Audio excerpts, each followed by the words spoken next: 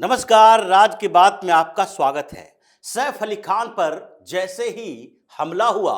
उसके बाद बॉलीवुड का पूरा खान गैंग एक्टिव हो गया था। एक्टिव इसलिए हो गया क्योंकि इन लोगों ने एक अवधारणा बना ली थी कि देखो, किसी भी खान गैंग के मेंबर, चाहे आमिर खान, शाहरुख खान, सलमान खान या फिर सैफ अली खान के ऊपर हमला होता है, उसके घर में कोई चोरी होती है, उसके किसी के ऊपर निगरानी रखी जाती है, कोई रेकी कर रहा है, उसके आसपास अगर कोई उससे रैंसम वसूली के लिए कॉल कर रहा है, तो वो कोई दक्षिण पंथी हो सकता है, कोई हिंदू गैंग हो सकता है, कोई हिंदू माफिया हो सकता है। ये कोई मुसलमान इन लोगों के खिलाफ हमला नहीं करेगा, इसके ऊपर अटैक नहीं करेगा, क्योंकि ये मुसलमानों की ही तो बात करता है, ये मुसलमानों का पक्ष लेता है, ये मोदी को किसी भी तरीके से आलोचना करने के हर मौके ढूंढते रहते हैं।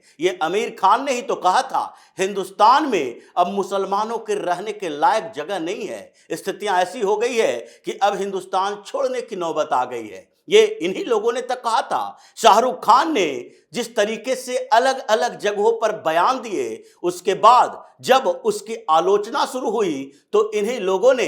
बैकफुट पर आकर फिर से भाईचारे की बात करनी शुरू कर दी। सलमान खान इन चीजों से थोड़े दूरी बना के तो रखते हैं, लेकिन परेशानियां उनके साथ भी रही और उनके परिवार के ऊपर भी कई ऐसे आरोप लग चुके हैं कि कैसे इन लोगों ने हिंदुओं के खिलाफ और मुसलमानों के समर्थन में, चाहे इंटेलेक्चुअली ही सही, एक बौद्धिक तरीके से ही बड़ी कॉन्स्पिरेसी करने की कोशिश की। सलीम जावेद की फिल्मों की बात हो रही थी कि कैसे इनके फिल्मों में किस तरीके से मुसलमानों को घुसाने की कोशिश की गई। ये हर जगह पर इन लोगों ने इस्लाम का सॉफ्ट तरीके से प्रचार किया। ये सवाल उठते रहे और ये लोग बैकफुट पर आता रहा, लेकिन सैफ अली खान के घर में एक चोर घुसा और इन लोगों ने पहले ही अवधारणा बना ली, ये तो कोई हिंदू ही होगा। और जब पुलिस ने पहले पकड़ा, उसका नाम विजय दास आया, तो उसके बाद इन लोगों ने और चिल्ला चिल्ला कर कहना शुरू कर दिया। लेकिन कुछ देर में ही जब पुलिस ने बताया ये तो बांग्लादेशी है और इसका नाम विजय दास नहीं है, बल्कि इसका नाम मोहम्मद शरीफुद्दीन है और ये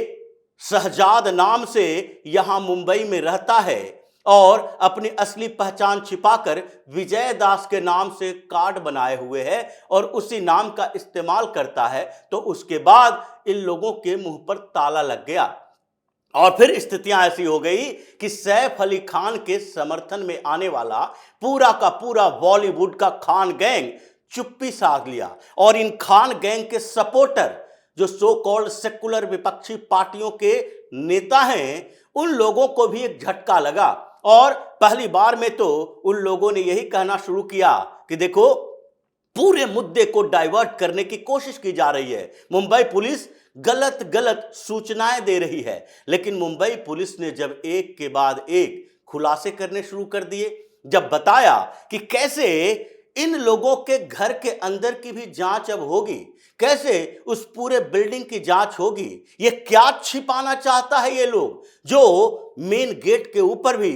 सीसीटीवी कैमरे नहीं है, इस कॉरिडोर में भी कोई सीसीटीवी कैमरे लगाकर नहीं रखा है। कौन लोग आते हैं इसके पास, क्या क्या करता है, क्या ऐसी स्थितियां हैं जो सिक्योरिटी का ख्याल रखने के लिए ये सीसीटीवी कैमरे अपने कॉरिडोर में नहीं लगा के रखता, फ्रंट गेट पर नहीं लगा के रखता। क्या सैफ अली खान का पूरा परिवार इस बात से वाकिफ नहीं था कि जिस बिल्डिंग में वो रह रहा है उसमें कितने सीसीटीवी कैमरे हैं, कहां कहां हैं, उनके सिक्योरिटी का कैसे ख्याल रखा जा रहा है। करोड़ों का बंगला और उसमें सीसीटीवी कैमरे ही नहीं हैं। तो ऐसे में मुंबई पुलिस तो अब जांच करेगी कि बिल्डिंग में इसके लिए किसने कहा कि सीसीटीवी कैमरे नहीं लगाए जाने चाहिए, किसने कहा कि सैफ अली खान के घर में वो कैसे चोर घुस गया और किसने उस पूरे घर का नक्शा दिया, किस रूम में जाना है, किस रूम में बाथरूम से साफ है, किस रूम से कहां दरवाजा खुलेगा और कौन से कमरे में कौन रहता है, ये सारी जानकारी तो तलाशी जाएगी और इसमें सैफ अली खान के परिवार से भी पूछताछ की जाएगी। ऐसा नहीं है कि उनके परिवार से पूछताछ नहीं की जाएगी, क्योंकि पुलिस का शक तो किसी के ऊपर हो सकता है। और इसीलिए जब ये सब बातें चलने लगी तो सारे चुप्पी साध ली। जो चल रही थी चर्चा कि शाहरुख खान के घर की रेकी की जा रही है, वो भी बैकफुट पर आ गए कि अगर रेकी की बात दोहराते हैं, अगर इसको हंगामेदार खबर बनाया जाता है तो उसके बाद होगा क्या, मुंबई पुलिस उनके घर पर भी पहुंचेगी, उसके घर की भी जांच होगी और फिर कुछ ऐसे राज खुल सकते हैं जिसे छिपा कर रखा जाना चाहिए। और इसलिए सारे के सारे परेशान हो रहे हैं इस बात को लेकर कि ये चाकुओं का हमला ऐसा हमला नहीं है जिसमें सैफ अली खान तक ही सीमित रह जाएगा। उसे सिक्योरिटी प्रोवाइड करने वाली एजेंसी पर भी सवाल उठ रहे हैं कि कौन बॉडीगार्ड उसके साथ जाता था, उन लोगों की क्या भूमिका हो सकती है। और ये रोनित राय के सिक्योरिटी एजेंसी है जिससे किसी न किसी तरह से जुड़ा हुआ सैफ अली खान का बड़ा बेटा इब्राहिम भी है, क्योंकि उसके भी कुछ कनेक्शन सामने आए हैं कि उन लोगों के साथ इसका संबंध है जो रोनित राय को जानते हैं, जो सिक्योरिटी एजेंसी चलाते हैं। लेकिन खैर, ये इन्वेस्टिगेशन का सवाल है। आखिरकार अचानक से क्या हो गया कि इन लोगों ने पूरे मामले में अब सिर्फ चोरी चोरी की बात करनी शुरू कर दी। क्यों नहीं अब ये आरोप लगा रहे हैं मुंबई पुलिस के ऊपर, क्यों नहीं ये बात कर रहे हैं कि नहीं, इसमें तो और जांच होनी चाहिए, तह तक जाना चाहिए कि वो कैसे घुसा, किसके इशारे पर घुसा, किसने उसे ब्लूप्रिंट दिया, किसने घर का पता दिया, किसने जानकारी लीक की, किसने पूरे के पूरे उस बिल्डिंग का खाका तैयार करके दिया कि वो दीवार से कूद कर जाएगा, गार्ड कितना बजे सोया रहता है, कितना बजे जागा रहता है, किस समय सिक्योरिटी टाइट होती है, किस समय सिक्योरिटी वाले अपने अपने काम में लगे होते हैं। ये छोटी मोटी बात नहीं है, ये पूरी जानकारी कहीं न कहीं से लीक हुई होगी और उसके पीछे भी कोई हो सकता है। इसकी जांच तो अब होके रहेगी, क्योंकि अगर आप मुंबई पुलिस को बदनाम करने की कोशिश करोगे तो मुंबई पुलिस भी अपने पूरे जांच पड़ताल के दौरान ये सोचेगी कि हम इसके तह तक जाएं, एक एक बारीकियों को निकालें, उधेड़ें और फिर पता लगाएं कि इसके पीछे कौन हो सकता है, या फिर ऐसा तो नहीं कि प्रोपेगेंडा पैदा करने का एक साधन हो सकता है। और उसके बाद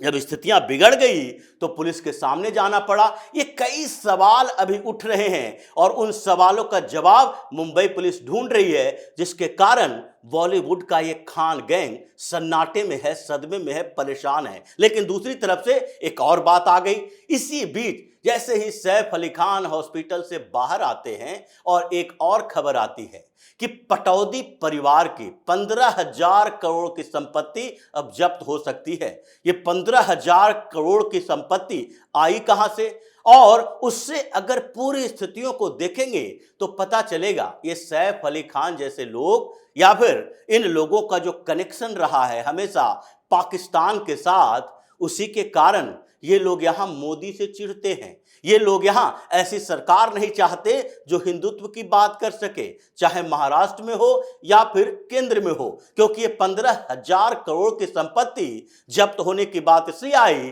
कि हाई कोर्ट ने उस स्टे को हटा दिया जो भोपाल रियासत की 15,000 करोड़ की संपत्ति पर लगा हुआ था और जिसे सरकार ने शत्रु संपदा घोषित की थी, और जिसके लिए सैफ अली खान का पूरा परिवार कोर्ट चला गया था कि नहीं, ये शत्रु संपदा नहीं है बल्कि हमारी ही संपत्ति है। और क्यों? क्योंकि भोपाल की रियासत से इनका सीधा संबंध है और उन्होंने पूरे उत्तराधिकारी की परंपरा को दिखाया, क्योंकि भोपाल का अंतिम नवाब हबीबुल्ला,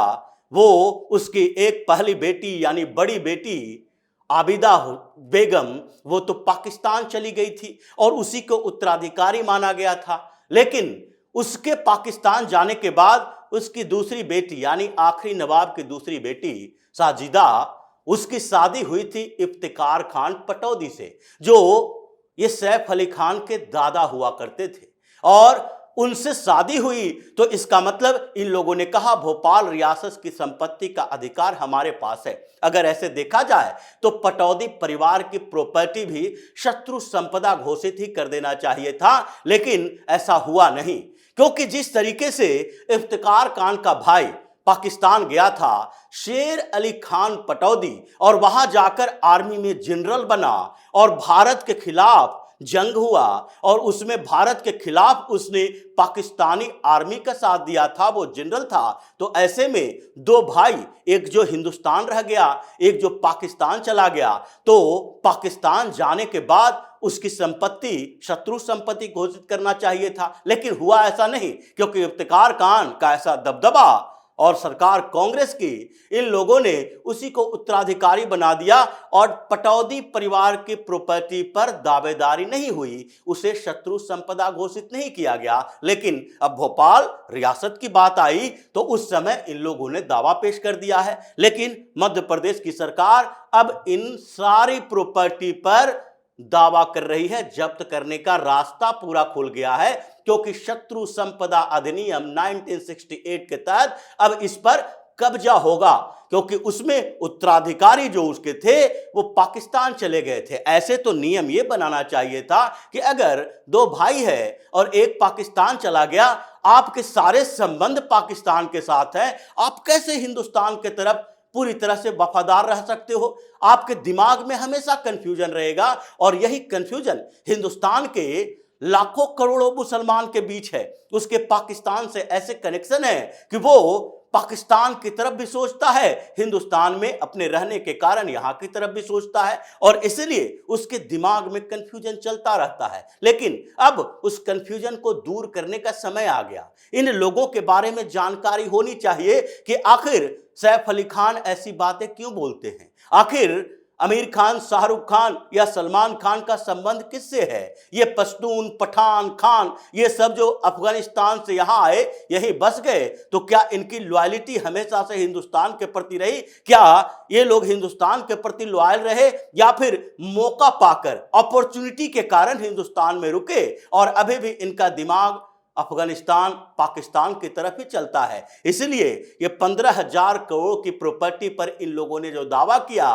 उसे अब खारिज किया जाना है। सरकार की तरफ से यही प्लानिंग चल रही है, क्योंकि हाई कोर्ट ने स्टे खत्म किया और उसके बाद शत्रु संपदा अधिनियम 1968 के तहत इस पर कब्जे की कार्रवाई शुरू हो गई। अब सैफ अली खान को उसमें से एक दमड़ी नहीं मिलेगा, और इसलिए ये दूसरा शौक है कुछ दिन के अंदर। पहले तो इस पूरे खान गैंग का वो प्रोपेगेंडा खत्म हो गया कि हमारे ऊपर अटैक करने की कोशिश कोई हिंदू ब्रिगेड के लोग कर रहे हैं और हमें और हाई सिक्योरिटी दी जाए, लेकिन अपनी सिक्योरिटी के लिए, अपनी सुरक्षा के लिए व्यवस्था इसलिए नहीं करोगे क्योंकि तुम्हें अपने घरों में ज्यादा प्राइवेसी चाहिए, तो मुंबई पुलिस उस प्राइवेसी को तोड़ देगी। और इसलिए अब इन लोगों के अंदर परेशानियां यह है कि कहीं सिक्योरिटी के नाम पर हमारी प्राइवेसी ही खत्म ना हो जाए, और अब मुंबई पुलिस को जो बदनाम करने की कोशिश किए वो दाव हमारे ऊपर उल्टा ही ना पड़ जाए।